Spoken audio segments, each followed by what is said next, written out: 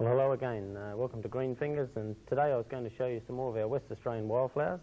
With our exceptionally good first rains, best opening rains we've had for many years, everybody would notice the grass is up. I was going to show you how to get some winter everlastings sown now. It's the end of the season for sturt peas, so I thought I'd go through those first and then show you some of our wildflowers. Firstly, with the everlastings, it's best to spray or hoe or pick or weed, or however the best way to get your weeds out. Eliminate the weeds. It's best to get them out while they're very small, in between the rains if you're getting a lot of rains, and then sow your everlasting. So, assuming this is your ground here, that's the everlasting seed there. I'll just show it to you what it looks like there. A little bit of petals and a little bit of seed. It's not good to sow them too thick, but if you do sow them too thick, I'll show you how to prick them up. So if you sow them normally, like all seeds, seeds generally are fairly regular in sowing, and don't put too much soil on the top of them. Just put a quarter an inch or an eighth to quarter an inch is plenty. Or if you're putting it on, you can rake it one way, then use the back of the rake and rake it the other way if you're doing a big area, and you'll find that they'll come up in approximately 1, 2 or 3 days, and that's how they'll come up. That's a good example there of what they look like in about 1 to 2 weeks.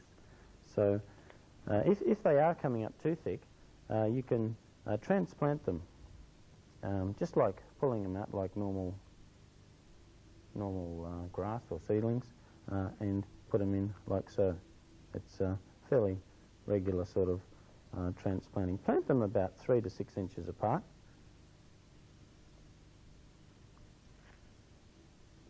Like that. I'll just do another one just to show you the distance apart there, about like that.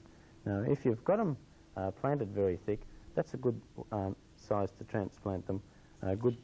Preferably in a rainy day and not on a dry day, and give them a good hosing down straight after.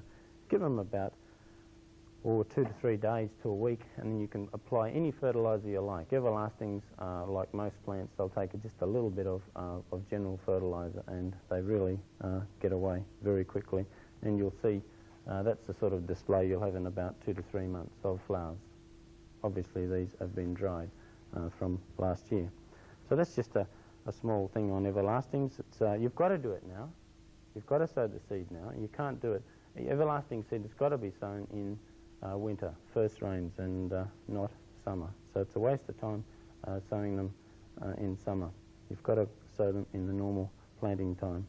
So from everlastings as a winter one, I just thought I'd talk a little bit briefly about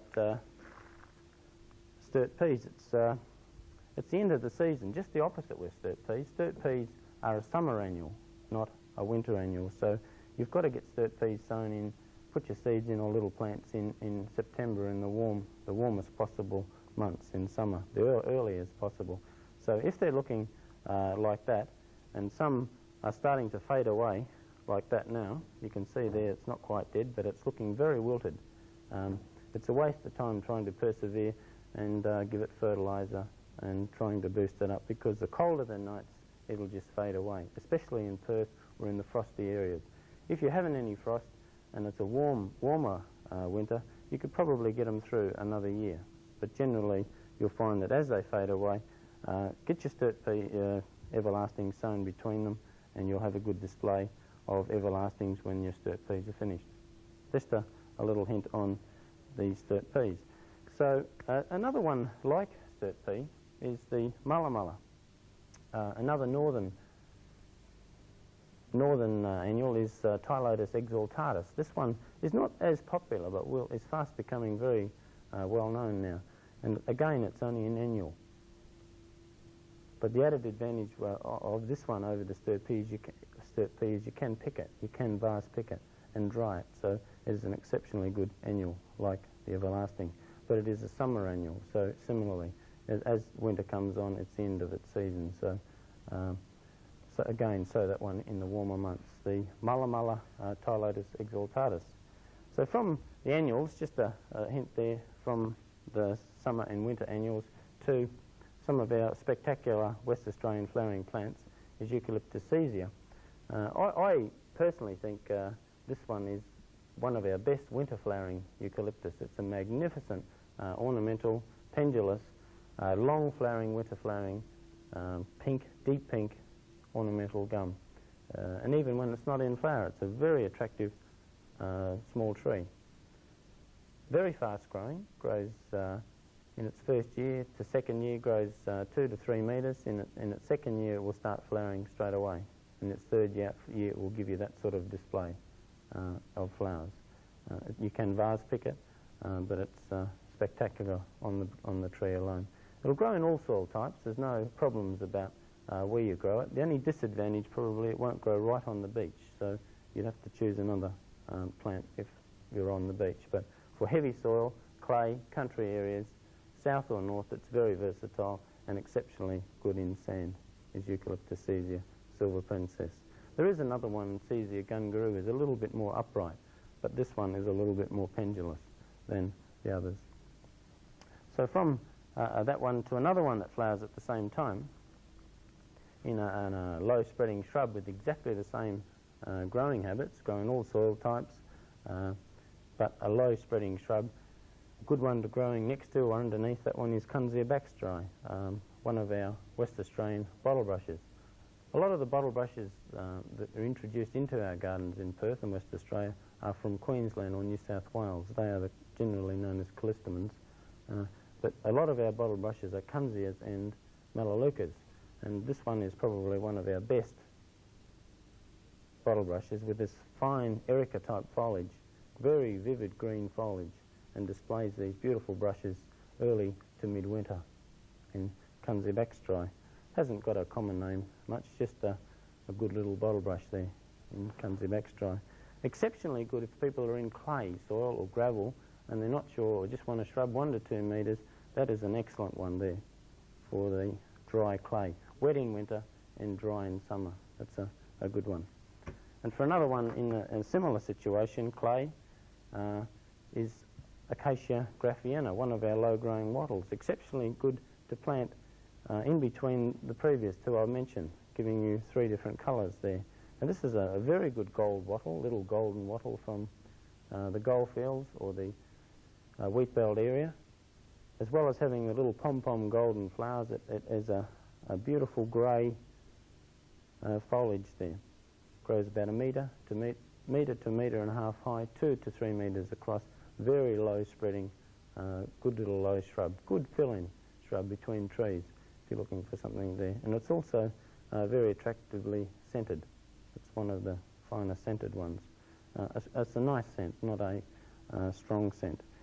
And another one in a wattle that is very popular now is Cassia iteaphylla, though just about every nursery stocks this one these days, Cassia iteaphylla.